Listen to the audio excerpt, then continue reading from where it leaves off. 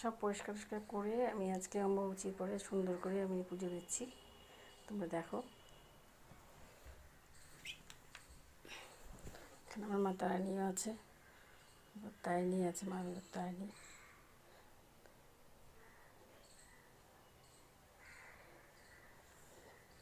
একটু দেরি হয়ে গেল, কিন্তু কী করব,